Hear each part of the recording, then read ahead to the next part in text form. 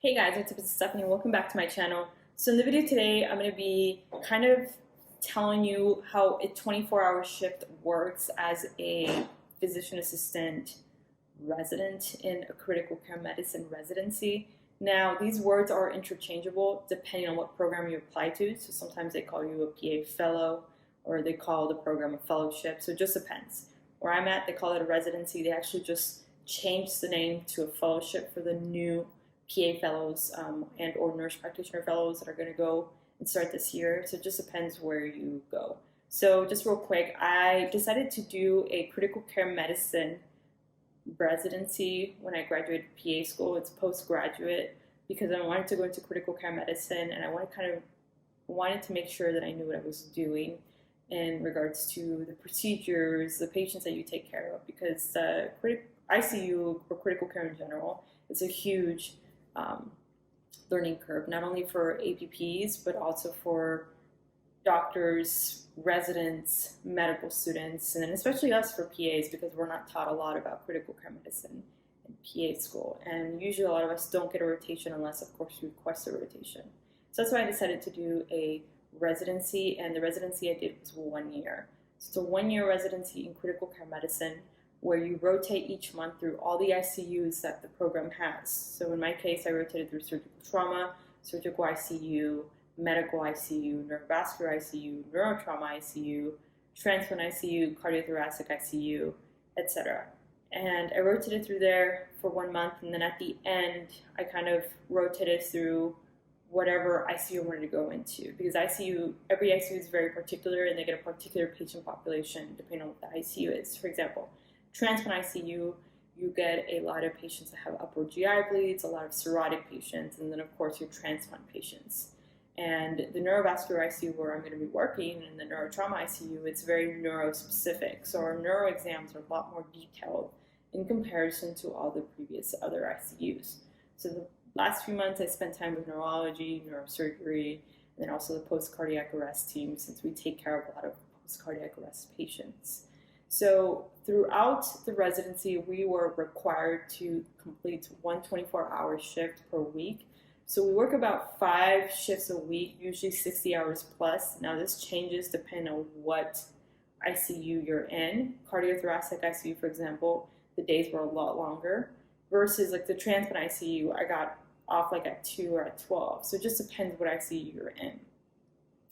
And most of these days I had to do a 24-hour shift. So we would do 5 days a week, and usually those 4 days were 10-hour shifts, and then that last 5th day was a 24-hour shift.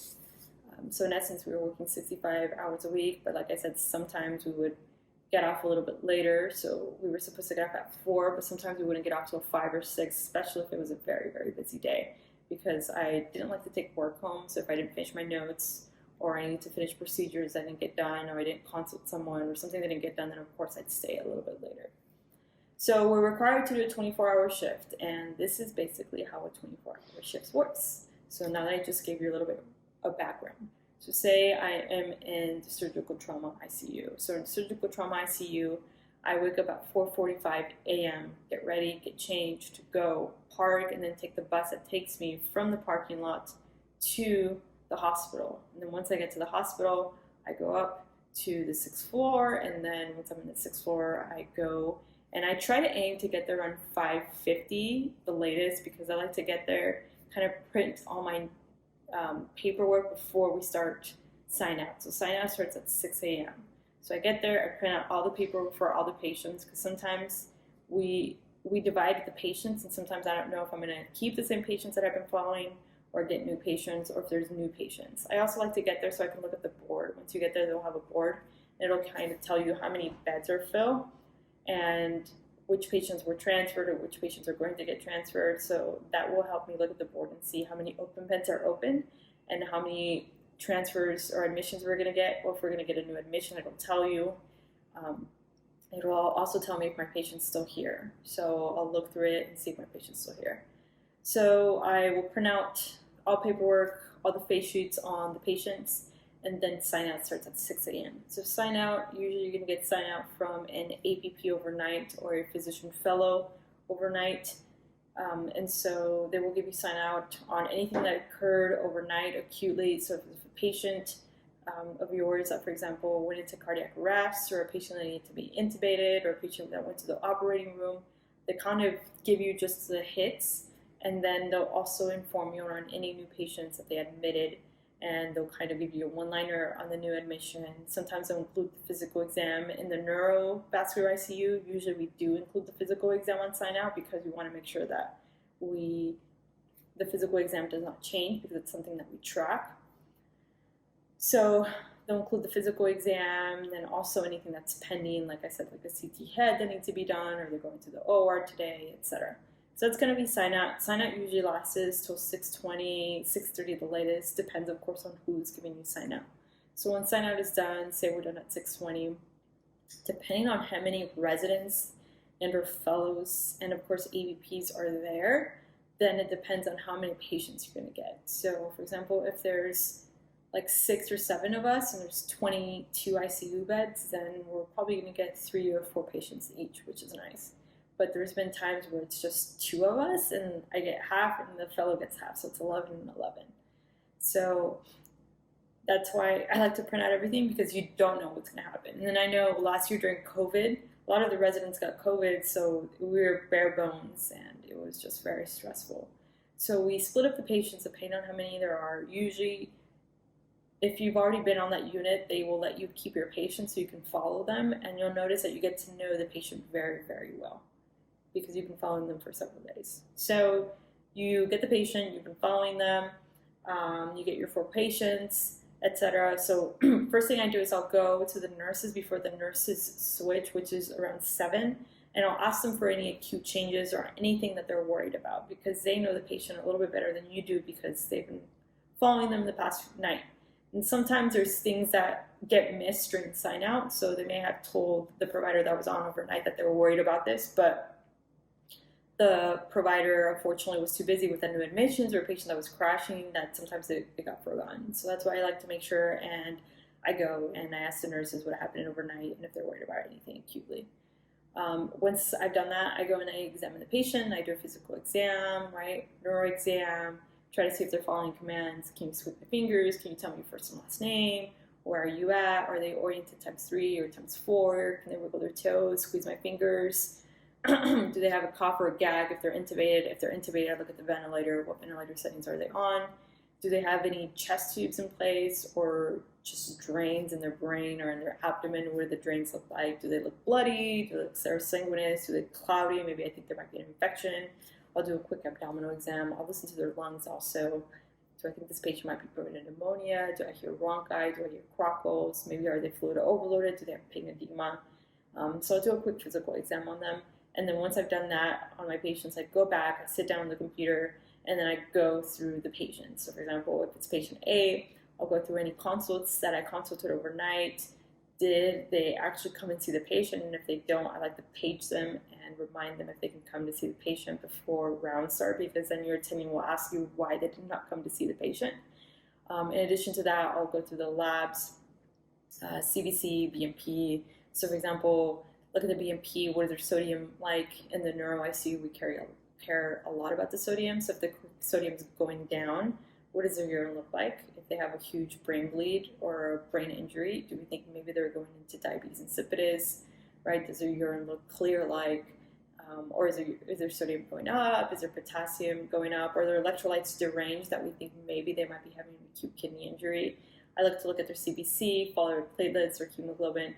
One thing that we see a lot is HIT, so heparin-induced thrombocytopenia. So follow those platelets. If you have an acute drop in the platelet count and you just started the patient on heparin the previous stint, then maybe you want to send a HIT panel. So go through that. In addition to that, I'll go over any scans. If we ordered a CT abdomen pelvis yesterday to rule out retroperitoneal bleed, or if we're worried the patient might have a PE, we ordered a CTA of the chest, then follow up on those scans, etc. Once I've done all that, I go through my note, and then I like to have my note prepared, and that's kind of what I use for presentations. So I'll add anything in my assessment and plan in conjunction to the radiological findings and then in conjunction to the physical exam findings. Of course, if you have time, you can also go ultrasound the patient. For example, if you're not sure if maybe you should diurese the patient or not, maybe looking at the IVC and the heart can tell you a lot. So once I've done that, then I go, we start rounds at 8 a.m. and then we finish rounds at 12. So I present my patients during rounds. Usually we do system-based, so I do go neuro, cardiovascular. So for example, neuro, if it's a traumatic brain injury, I'll discuss what we're doing for the traumatic brain injury. If they have a drain in, when is the drain going to be removed at, where is the drain located at, is neurosurgery planning on taking them to the operating room? And then for pulmonary, if they're intubated, when are we going to extubate, what are their ventilator settings like, GI, are they eating, etc. So you go through everything. Once we've done that, we finish rounds around 12 or 2, depending on what unit you're in. Once we've finished rounds, then from that point, you kind of follow up on anything that was discussed during rounds. So if they wanted you to consult, if your attending wanted you to consult a service, and you consult that service. If they wanted you to follow up with the service, you follow up with that service. If they wanted a scan, you make sure that scan gets done and you order it. If that patient needs, for example, a bedside ultrasound, then I'll ultrasound them. If the patient needs, for example, an arterial line that was misplaced, then or fell off because the patient was moving, then I'll place a new arterial line. So anything that needs to be followed up on, I follow up on. And then usually around 4 or 6 is when the APP overnight comes in, depending on, once again, what unit you're in. So if it's like at 6 p.m. they come in, the rest of the team gives them sign out. I still give the APP sign out, even though I'm going to be there the entire 24 hours. But I make sure that when I'm rounding, I write notes on all the patients so that if anything did not get discussed during sign out or got missed, I already wrote notes on what they wanted us to follow up on what we were going to do if this happened. Sometimes the attendings will give you certain instructions, like if this patient has increased intracranial pressures, then do this, do this, do this, do this. So they'll give you instructions, and sometimes, unfortunately, during rounds that's missed. So I make sure I always pay attention and write all that down so that I can provide that after 6 to the APP, especially my 24-hour shifts. So then around 6 p.m., sign out starts, and then at 6:30 is when sign out is done. So then I'm still there with the APP, and usually at night there's a lot less people, so everyone goes home. When it was 7 people during the day, it's just 2 people, or usually 1 person. But since I'm in training, I am with one PA or nurse practitioner, and they're in charge of 22 ICU beds.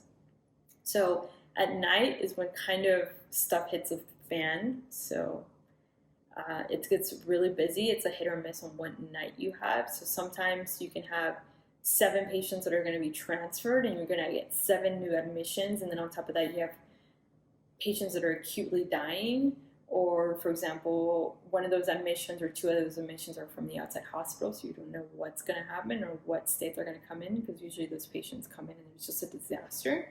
Or sometimes you'll have to line these patients. So usually it's a hit or miss on what night. So after 6:30, what I do is usually me and the APP that is on, we'll go through all the patients and kind of walk through the hallways, and then after that sit down, and usually depending on what unit you are, I like to follow up and make sure that they have a labs order for tomorrow, because sometimes the fellows and the residents are so busy during the day that they forget to order labs, and then the labs aren't done, and then during rounds you're like, well, I have no data to present. So we order CBCs, BMPs for these patients, potassium, magnesium, etc. And then once that happens, also I try to see if there's anything that was done. Sometimes they ask you, can you follow up on this repeat BMP that's going to be ordered at 7? Or can you follow up on this repeat chest x-ray, etc. So I'll follow up on those things. And then of course around like 7 p.m. is when you start getting your new admissions. And it starts getting busy until 2 a.m. maybe it's when it's kind of slows down, and then sometimes that's when I'll sit down and I'll finish all my notes, especially if we have 6 or 7 admissions and it's going to take you a long time. So I finish all my notes, I do what I have to do, and then around 5 a.m. is when I start repleting all my electrolytes. So I go through all the labs and then I'll replete them. But if it's a very busy night, sometimes I don't even have time to do that. And then at 6 a.m. is when sign out happens. So that's kind of what a 24-hour shift is. Now, if it's a slow night, sometimes I'll be able to sleep a little bit more. For example, in the transplant ICU, there's only 13 beds, and sometimes you'll get admissions, but it's not like 6 or 7 admissions. It's probably 1 or 2. But the caveat is that you do have to respond to all the conditions the hospital has. So if it's a night where you have like 5 conditions on a bunch of floors and you're having to go to the conditions, then that can be a busy night because you have to write a note for each condition. On top of that, you have to make sure that you follow up on the patient. And then if the condition is upgraded to a condition A, where the patient's acutely arresting, then those, of course, take a lot longer. But sometimes there will be nights where we had no conditions and we had no admissions, so probably stayed awake till 10 p.m. and then I went to sleep from 10 p.m. to 4 a.m. and it was nice. I went downstairs and just went into, they have these beds and I just slept, so it was pretty nice. So that's kind of what a 24-hour shift is. It just depends what ICU you're in. I do have to say that around 3 a.m. I did start feeling very, very exhausted, where I felt like I was dreaming. So usually during these times, my husband would come and pick me up and drop me off. So, but it depends. Like if it's a very busy night, sometimes you have the adrenaline that's just still running through you. And that would be the case. They would look at me at 6 a.m. They're like, wow, you're wide awake. And I'm like, yeah, because I was running around and there was a patient that was going to cardiac arrest and you still have like all this adrenaline, but by the time you get home, you crash. But that is how a 24-hour shift goes. Hopefully this video is helpful for you. For those of you who are wanting to pursue a PA residency and or nurse practitioner residency, I highly recommend it. If you have any questions, feel free to comment below and I'll talk to you later.